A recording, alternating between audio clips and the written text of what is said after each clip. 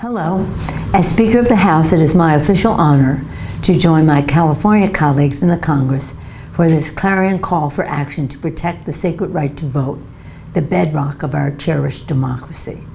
I salute the outstanding leadership of Bishop Mark Andrus, Reverend Dr. Amos Brown, and the entire team at the Northern California Dr. Martin Luther King Jr. Community Foundation, under the leadership of Aaron Griselle, as well all of our friends at the San Francisco Labor Council under the leadership of Kim Tavalione.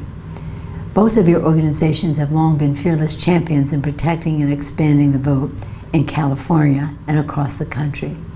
As you know, our nation right now is facing the most dangerous assault on the vote since Jim Crow. Fueled by the former president's big lie, we've seen an alarming and partisan campaign of voter suppression and election subversion. Republican lawmakers introduced more than 440 draconian voter suppression bills across 49 states, with at least 19 states enacting 34 measures into law.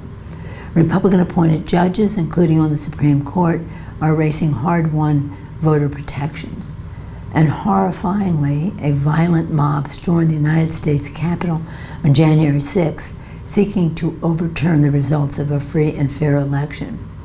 While Republicans in Congress continue to aid and abet this shameful campaign, Democrats are ferociously fighting back.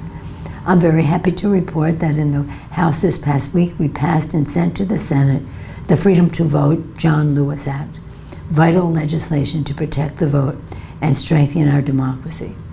This includes our John R. Lewis Voting Rights Advancement Act, which will empower the Department of Justice to block voting restrictions imposed by states with disgraceful histories of discrimination. And it includes the Freedom to Vote Act, which will defend and expand voting rights, stop the nullification of elections, fight big money in politics, and extreme partisan gerrymandering, and more. President Biden forcefully declared in Atlanta that the Senate must find a path forward to enshrine critical voting rights legislation into law as soon as possible. As you mobilize support for this legislation in Northern California, join many fighters for freedom across the nation, calling for immediate action. So as we mark Martin Luther King Day, and as we strive forward in our righteous fight for voting rights, let us draw strength and inspiration in this fight from Dr. King's immortal words. True peace is not merely the absence of tension, it is the presence of justice. Indeed, let us never relent in this pursuit of justice, because nothing less than our democracy is at stake. Thank you all for your leadership in the fight for voting rights.